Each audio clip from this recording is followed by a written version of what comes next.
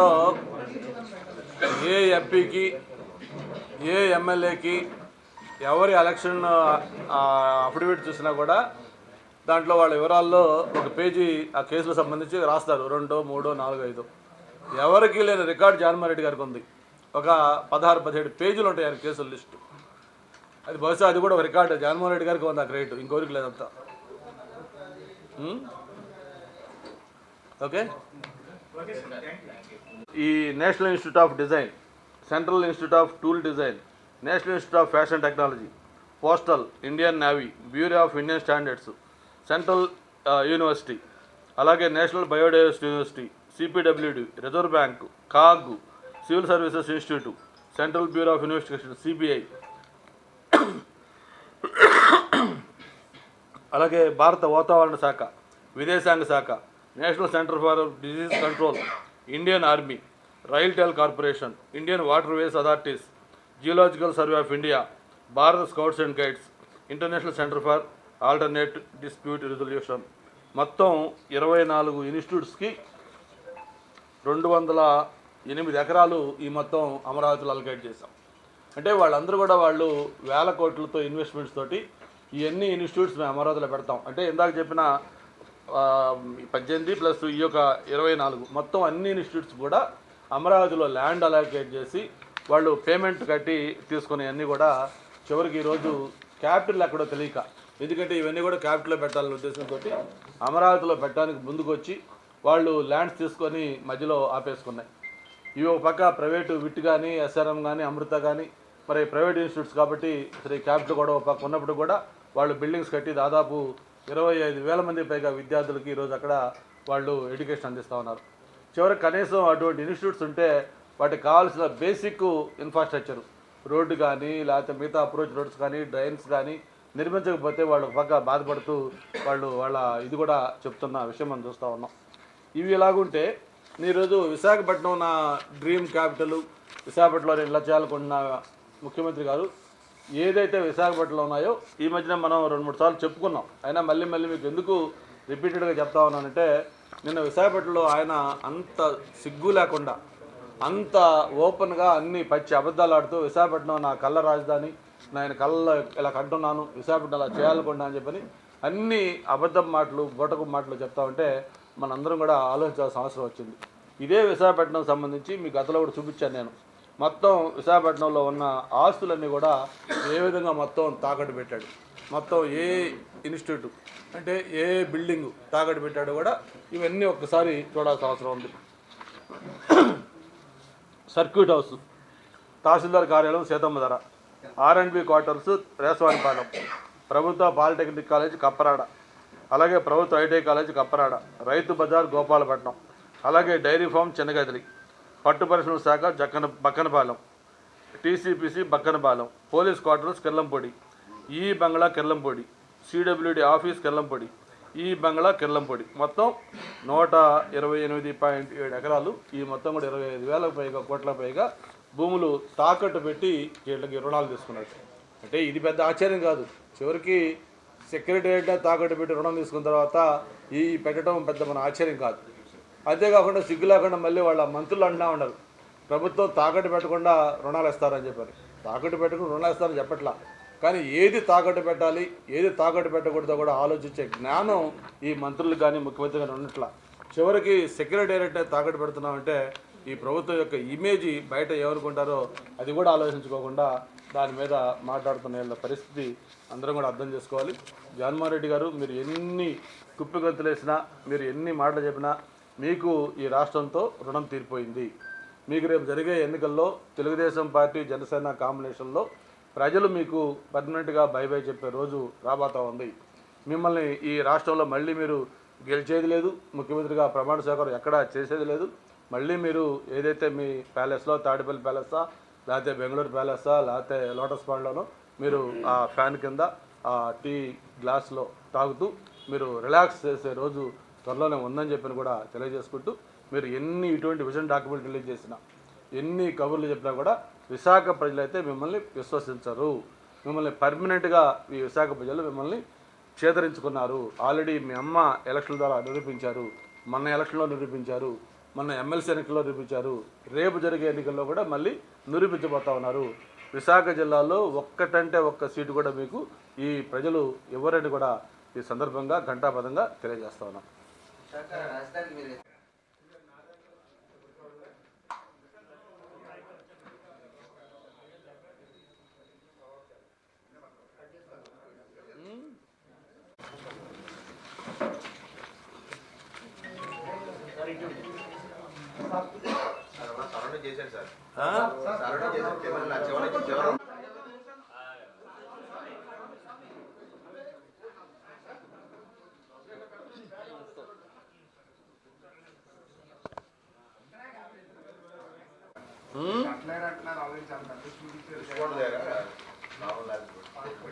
అదే యాక్చువల్గా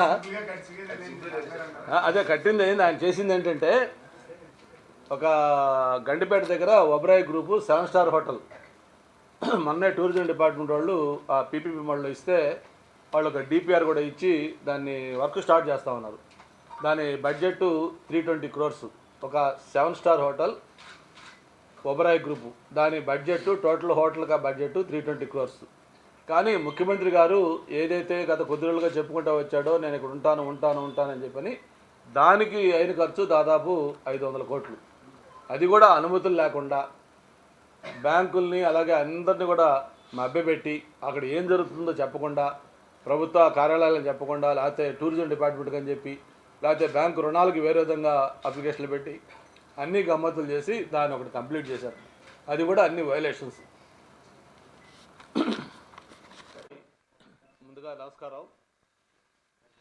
నిన్న విశాఖకు ఫినిషింగ్ టచ్ ఇస్తే చాలు అంటే ఏ విధంగా చెప్పారంటే అంత బ్రహ్మాండంగా ఉంది విశాఖపట్నం. బెంగళూరు కంటే, హైదరాబాద్ కంటే, చెన్నై కంటే ఎన్నిటికంటే కూడా విశాఖపట్నం గొప్ప సిటీ అన్నాడు. Yes, I do agree. మేము డెఫినెట్గా విశాఖపట్నానికి ఒక సిటీ ఆఫ్ డెస్టినీగా పేరుంది. దానికి మంచి అన్ని క్వాలిటీస్ ఉన్నాయి.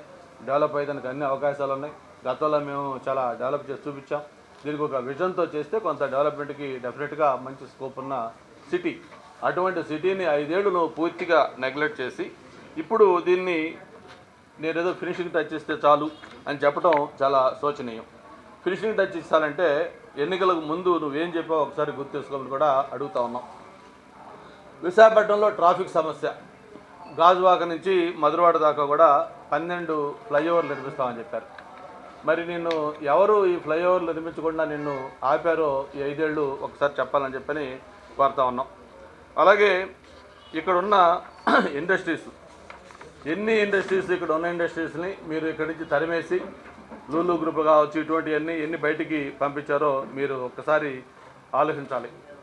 మామూలుగా ఎన్నికలకు ముందు ఏం చెప్పారు, ఇప్పుడు చివరిగా ఇక్కడికి వచ్చి విశాఖ అభివృద్ధి చెందుతుంది, అది ప్రతిపక్షాలకి ఇష్టం లేదు, ఏది ఏమైనా సరే ఎన్నికల తర్వాత విశాఖలోనే ఉంటాను, ఇక్కడే ప్రమాణ స్వీకారం కూడా చేస్తా అని చెప్పి మీరు నిన్న ఒక మాట కొత్తగా కొసబరుపుగా చెప్పారు. మరి అంతకుముందు కూడా మీరు చెప్పారు మీ బిడ్డ విశాఖలోనే కాపురం ఉంటాడు అని అనేక సార్లు చెప్పారు. దసరా అయిపోయింది, దీపావళి అయిపోయింది, ఉగాది అయిపోయింది, చివరికి డిసెంబర్ నెల క్రిస్మస్ అయిపోయింది. ఇట్లా ఇవన్నీ కూడా చెప్పారు. చివరికి మొన్న ఎన్నికలు ఎన్నికలు వచ్చే సమయంలో ఇప్పుడు ఎన్నికలు అయిపోయిన తర్వాత మళ్ళీ మీరు ముఖ్యమంత్రిగా వచ్చి ఇక్కడే ప్రమాణ స్వీకారం చేస్తాను, ఇక్కడే ఉంటానని చెప్పారు. అంటే మామూలుగా మనం చిన్నప్పుడు మాకు స్కూల్లో చదువుకునేటప్పుడు ఎప్పుడు వినాయకుడి పెళ్ళి ఎప్పుడు రా అంటే రేపు అని చెప్పేవాళ్ళు. ఎందుకంటే ఆ రేపు అనేది గోడ మీద రాస్తారు, వినాయకుడి పెళ్ళి రేపు అని. అది ఎప్పుడు కూడా పర్మనెంట్గా వినాయకుడి పెళ్ళి రేపే వెళ్తే కూడా అది మళ్ళీ రేపే అని ఉంటుంది. కాబట్టి అలాగే జగన్మోహన్ రెడ్డి గారు విశాఖపట్నం వచ్చేది ఆ రేపు లాంటిది. ఖచ్చితంగా ఆయన ఏదైతే విశాఖపట్నం వస్తున్నారో అది ఒక కలగా ఉంటుంది తప్ప ఆయన వచ్చేది లేదు. చివరిగా ఆయన ఇక్కడ విశాఖపట్నంలో ప్రమాణం చేస్తాను మళ్ళీ ముఖ్యమంత్రిగా గెలిచని చెప్పిన అది కూడా వట్టి తూతూ మంత్రం అని చెప్పిన కూడా ఈ సందర్భంగా తెలియజేసుకుంటూ, నువ్వు ముఖ్యమంత్రిగా ఈ 5 ఏళ్లలో నువ్వు కొత్తగా ఏ ఒక్క కార్యక్రమం కూడా చేయకపోయినా కనీసం గతంలో మేము అధికారంలో ఉండగా మేము ఈ కొత్తగా ఏర్పడిన రాష్ట్రానికి మేము తెచ్చిన సంస్థలు కానీ మేము తీసుకొచ్చిన ఇవి కానీ ఒక్కసారి ఆలోచిస్తే మరి ఏమేం చేసాం, మీరు ఈ 5 ఏళ్లలో ఏం చేశారో ఒకసారి కంపేర్ చేసుకుంటే ఒకసారి మీకు నన్ను కొత్తగా చెప్పాల్సిన అవసరం లేదు. 2014 నుంచి ఓకే చూసారా.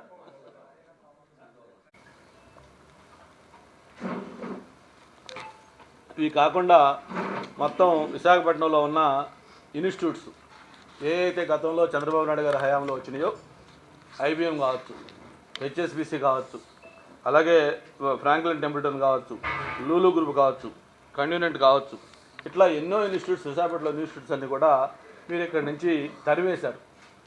విశాఖపట్నంలో వద్దని చెప్పి వాటిని మీరు తరివేశారు. అవన్నీ ఒక పక్క ఉంటే, గతంలో డిజిగ్నేట్ టెక్నాలజికల్ పార్క్ అని ఐటీ ఒక పాలసీ కింద తీసుకొని ఐటీ కంపెనీలు ఎంకరేజ్ చేస్తామంటే దాన్ని మీరు రద్దు చేస్తే దాదాపు 100కు పైగా స్టార్టప్ కంపెనీలు క్లోజ్ అయినాయి. అలాగే ఎన్నో రన్నింగ్లో ఉన్న ఐటీ కంపెనీలు మూతపడ్డాయి. ఇవన్నీ కూడా ఈరోజు విశాఖపట్నంలో ఉన్న ఇన్స్టిట్యూట్స్ కూడా మూతపడిపోయినాయి. అంతేకాదు అమరావతిలో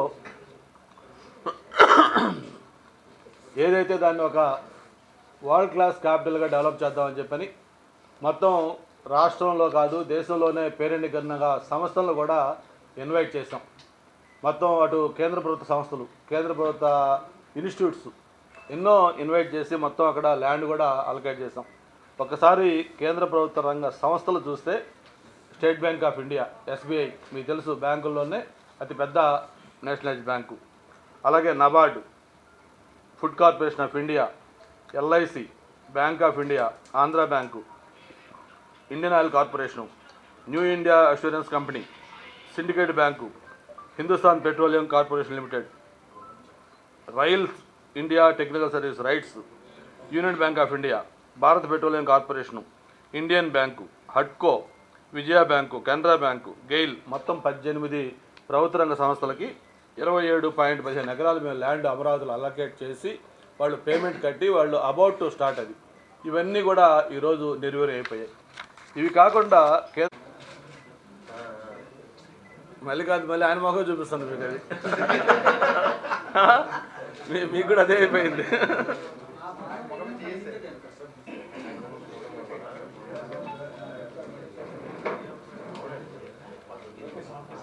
ఇప్పుడు మీకు ఇందాక మేము అమరావతి రాజధాని అనేది మేము వ్యతిరేకం, ఆయన వ్యతిరేకం కాదు. ముఖ్యమంత్రిగా ఆయన గెలవక ముందు అసెంబ్లీలో అపోజిషన్లో ఉండగా ఏం చెప్పాడు మీకు లాస్ట్ టైం వీడియో కూడా చూపించాను. అమరావతి రాజధానిగా ఉండాలి, నేను దాన్ని ఒప్పుకుంటున్నాను మనస్ఫూర్తిగా, అంతేకాదు 30,000 ఎకరాలు కూడా కావాలి, దీన్ని నేను పూర్తిగా స్వాగతిస్తున్నాను అని ఎన్నికల ముందు చెప్పాడు. ప్రతిపక్ష నాయకుడిగా on the floor of the house ఆయన కమిట్ అయ్యాడు. ఎన్నికలు అయిపోయిన తర్వాత గవర్నమెంట్ ఎన్నికల్లో కొత్తగా జగన్మోహన్ రెడ్డి ముఖ్యమంత్రి అయిన తర్వాత అసెంబ్లీలో యూటర్న్ తీసుకొని నేను అమరావతి రాజధాని కాదు, ఒకచోట ఎందుకు ఉండాలి, కర్నూలు న్యాయ రాజధాని, అమరావతి ఈ రాజధాని, విశాఖపట్నం ఈ రాజధాని అన్నాడు. కానీ అన్నాడు, ఏం చేశాడు? కర్నూలు న్యాయ రాజధానికి ఏం చేశావు నువ్వు? కనీసం సుప్రీంకోర్టుకి అప్లికేషన్ పెట్టావా? కొలీజియంతో మాట్లాడావా? కనీసం ప్రాసెస్ స్టార్ట్ చేసావా? లేదు. వైజాగ్ రాజధాని ఈ 5 ఏళ్ళలో ఏం చేసావు నువ్వు? ఇంత వివాదాస్పదమైన ఒక విలాసవంతమైన క్యాంప్ ఆఫీస్ కోసం బిల్డింగ్ కట్టావు తప్ప ఏ ఒక చిన్న నిర్మాణం చేసావా? ఎవరు అబ్బాయి నిన్ను వద్దని? క్యాపిటల్ అయితేనే అది మరి ఎలా కట్టావు? కేసులుంటే డిస్కౌంట్ బిల్డింగ్ ఎలా కట్టావు? కేసులు లేవు దాని మీద. నీకన్నీ క్లియరెన్స్లు ఇచ్చిందా? కట్టమని చెప్పిందాన్ని. కేసులు లెక్క చేస్తున్నావు నువ్వు. కోర్టు అంటే లెక్క ఉందా నీకు? ఈరోజు దేశంలోనే హయ్యెస్ట్ కంటెంప్ట్ ఆఫ్ కోర్టు ఆంధ్రప్రదేశ్లో ఉన్నాయి. కోర్టు అంత భయం ఉందా మీకు ఏమన్నా? ఇంకా ఎక్కడ అయిపోయింది? అది కౌంట్ డౌన్ అయిపోయింది. ఇంకా ఓన్లీ నెంబర్ ఆఫ్ డేస్, 40 రోజుల 42 రోజులతో అయిపోతుంది చరిత్ర. ఒకప్పుడు 2019, 24 మధ్య ఈ ప్రభుత్వం విశాఖపట్నంలో ఆంధ్రప్రదేశ్లో ఉండిందని చెప్పి చెప్పుకోవాలంతే. ఇట్స్ ఏ బార్గోన్ హిస్టరీ అయిపోయింది. తెలుస్తుంది కదా కంగారెడ్డి.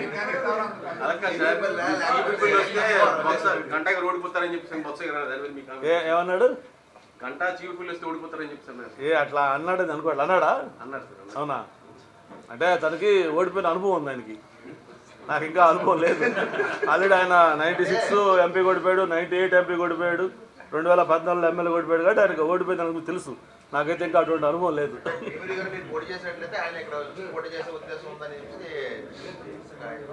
చూద్దాం. ఇంకా ఇది పార్టీలు సీట్లు డిసైడ్ చేయాలి. నామినేషన్ దా టైం ఉంది కదా. నేను అక్కడికి వెళ్తాను, ఆయన ఇక్కడికి వస్తాడు, లేకపోతే మేము ఎదురు వేరే వరకు వెళ్తాం. ఇవన్నీ ఇంకా టైం డిసైడ్ చేస్తాం. కన్ఫర్మ్ అయితే అఫిషియల్గా మీ అందరిని పిలిచి చెప్తారు ఏది కన్ఫర్మ్ అయినా. గంటగారు 1,81,00,000 నెల్లూరులో నారాయణ మీద దాడులు కానీ, పచ్చిపాటి పుల్లాల కొడుకు మీద కేసులు కానీ, చంద్రబాబు నాయుడు కూడా ఎన్ని కేసులు నా మీద పెట్టారు అఫిడవిట్లో చూపించుకోవాలని చెప్పండి అంటున్నారు. ఈ మొత్తం ఎపిసోడ్ అంతా ఎలా చూస్తారు? ఇప్పుడు అది ఎవరైనా ఇప్పుడు రేపు నేను కూడా ఎలక్షన్ నామినేషన్ వేయాలంటే దాంట్లో అఫిడవిట్ పెట్టాలి. ఏమేం కేసులు ఉన్నాయో దాంట్లో డిక్లేర్ చేయాలి. ఇప్పుడు ఇక్కడ ఘోరమైన సిచ్యువేషన్ ఏంటంటే మనం మామూలుగా మనకు తెలిసిన కేసులు మనం డిక్లేర్ చేస్తాం, కానీ ఈ ప్రభుత్వం వచ్చిన తర్వాత మనకు తెలియకుండా కూడా మనకు కేసులు పెట్టుంటారు అక్కడ. ఎందుకంటే అటువంటి పరిస్థితులు వస్తూ ఉంది. చంద్రబాబు నాయుడు గారా లేకపోతే నాదా నీదని కాదు, తెలుగుదేశం పార్టీ నాయకులు ప్రతి ఒక్కరు కూడా రైట్ టు ఇన్ఫర్మేషన్ యాక్ట్ కింద కన్సర్న్డ్ ఎస్పీ గారికి రాసి, బాబు ఇట్లా మాకు ఏమేం కేసులు మా మీద ఉన్నాయి చెప్పండి, లిస్ట్ ఇవ్వండి అని చెప్పి తీసుకొని అది అఫిషియల్గా ఎన్క్లోజ్ చేస్తున్న పరిస్థితి. ఆ డిపార్ట్మెంట్ ద్వారా ఎడ్యుకేషన్ ఇన్స్టిట్యూట్లు ఏమేమి వచ్చినాయి కూడా కొన్ని మీకు ఒకటి షేర్ చేసుకోవాల్సిన అవసరం ఉంది. విశాఖపట్నంలో Indian institute of management IIM, మరి నిన్ననే మోడీ గారు కూడా దాన్ని వర్చువల్ ఇనాగరేషన్ కూడా చేశారు.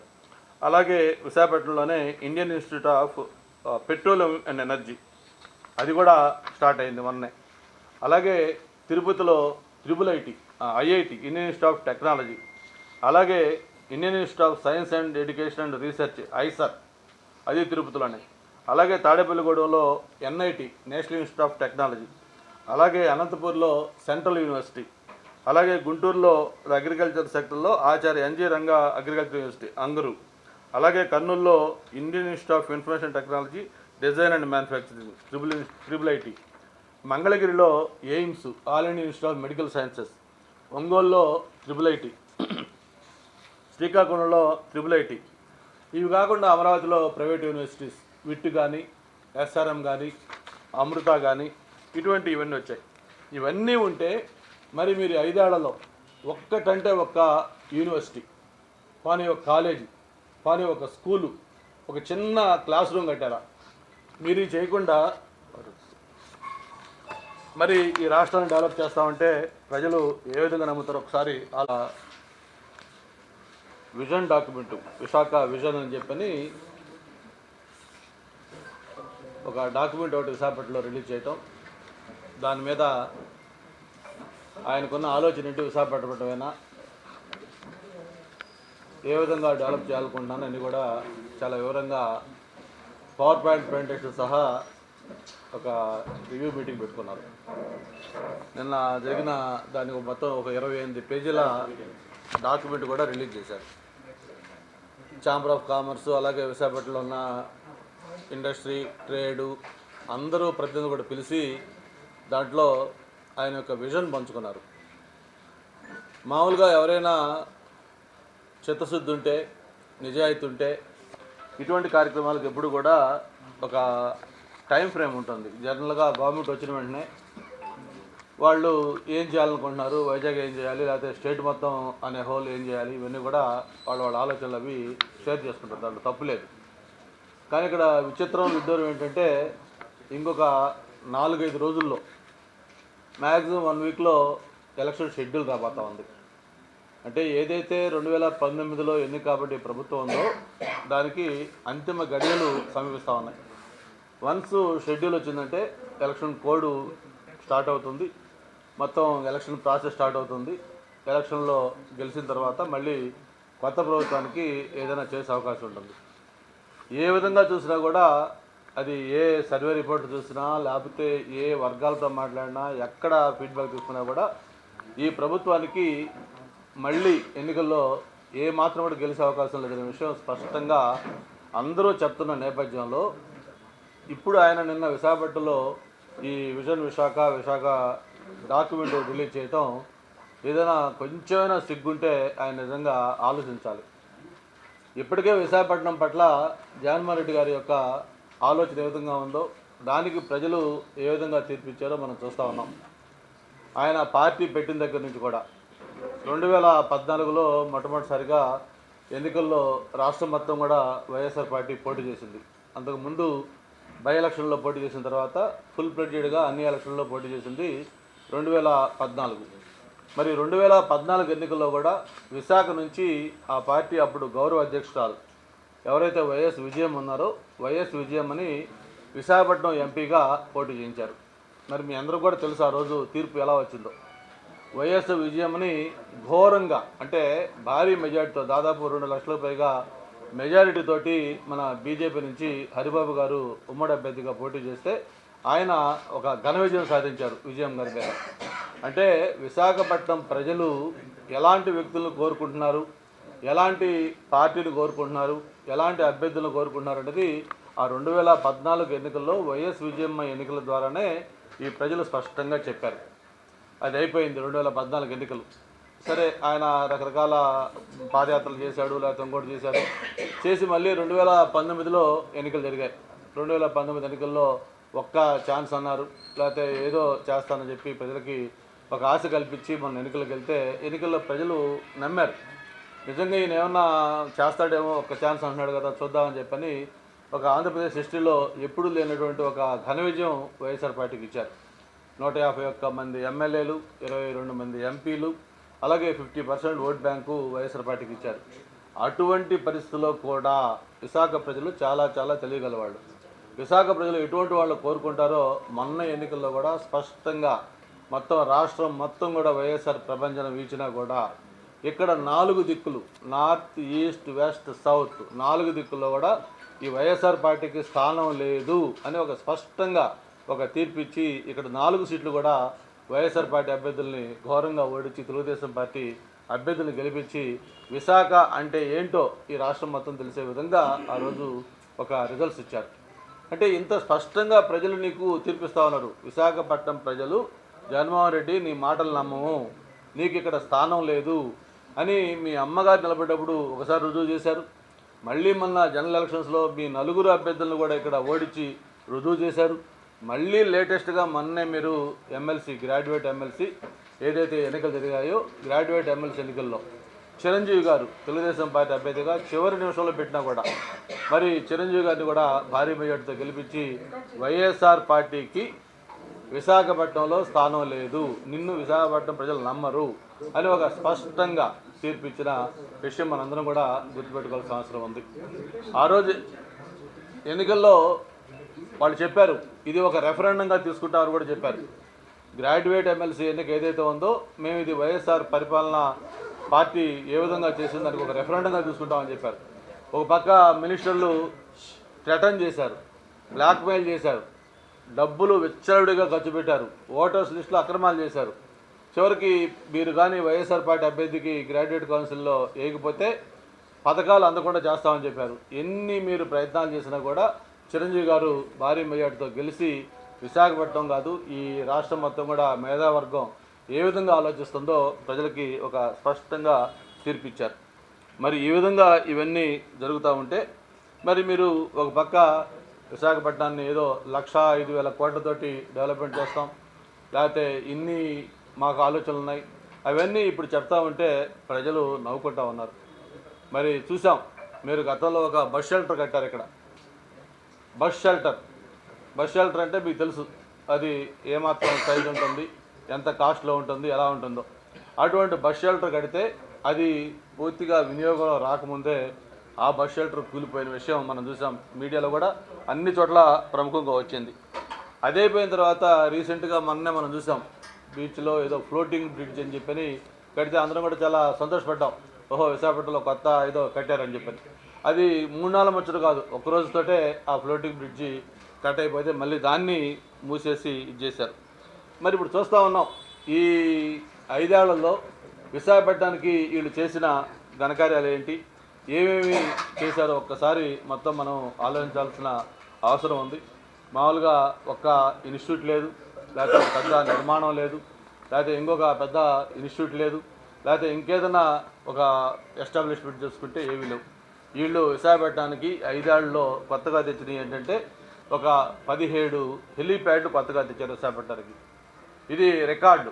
ఎందుకంటే గతంలో ఎవరైనా ముఖ్యమంత్రులు వచ్చేటప్పుడు వాళ్ళు దిగడానికి కోసం ఏదైనా డిస్టెన్స్ ఉండాలన్నప్పుడు ఎయిర్పోర్ట్ దగ్గర నుంచి హెలికాప్టర్లు వెళ్తారు కాబట్టి అక్కడ హెలిప్యాడ్ నిర్మాణం జరుగుతాయి. కానీ ఈ ముఖ్యమంత్రి గారు కొత్త సాంప్రదాయానికి తెరతీశారు. 4 కిలోమీటర్ల దూరం ఉన్నా సరే దానికి రోడ్డు మార్గాన్ని వెళ్ళరు. ఎందుకంటే రోడ్డు మార్గాన్ని వెళ్ళాలంటే ఆయనకి మళ్ళీ రకరకాల ఆలోచనలు. పరదాలు కట్టాలి, మళ్ళీ లేదు ఉన్న చెట్లు నరికేయాలి, ఇవన్నీ చేస్తూ ఉండాలి. బదులు హెలికాప్టర్లు వెళ్దామని చెప్పని 4 కిలోమీటర్లైనా 5 కిలోమీటర్లైనా హెలికాప్టర్ మార్గం కూడా ఎంచుకుంటున్నారు. కాబట్టి విశాఖపట్నంలో నువ్వు ఎక్కడ చూసుకున్నా సరే ఎయిర్పోర్ట్ నుంచి ఒక రాయి వేస్తే ఖచ్చితంగా పోయి ఏదో ఒక హెలిప్యాడ్ ఏర్పడుతుంది. అటువంటి విధంగా హెలిప్యాడ్లు 17 హెలిప్యాడ్లు కొత్తగా కట్టారు. మరి ఎందుకు ఈ పరదాల మాటన వెళ్ళేది అంటే ఆయన సిగ్గుతో పరదాల దాంట్లో దాక్కుంటున్నారా? ప్రజలకు ముఖం చూపించలేక నేను ఎన్నెన్నో కబుర్లు చెప్పాను, ఏయో హామీలు ఇచ్చాను, ఏదేదో మాట తప్పను అడవం తిప్పనన్నాను, కానీ అన్నీ కూడా ఫెయిల్ అయిపోయినాయి. చెప్పిన ఏ ఒక్క హామీ అమలు చేయలేకపోయాను. మద్యపాన నిషేధం చెప్పి ఓట్లాడుతానన్నాను, చేయలేకపోయాను. లేకపోతే ఇట్లా ప్రతి దాంట్లో కూడా నేను ఫెయిల్ అయ్యాను. విశాఖపట్నానికి ప్రత్యేక రైల్వే జోన్ తెస్తానని తేలేకపోయాను. లేకపోతే ఒక హోదా తెస్తానని తేలేకపోయాం. ఒక మెట్రో వస్తుందని రాలేకపోయింది. ఇట్లా ఏ ఒక్క కార్యక్రమం కూడా చేయలేకపోయాను. ప్రజలకు ఎలా ముఖం చూపించాలని సిగ్గుతో ఆ పరదాల మాట వెళ్తా ఉన్నాడా? లేదు ఏమైనా ప్రజలు ఏమైనా ఆగ్రహంతో ఏదైనా చేస్తారంటే భయంతో పరదాల మాట వెళ్తున్నారో కూడా తెలియని పరిస్థితి మనం చూస్తూ ఉన్నాం. నిన్న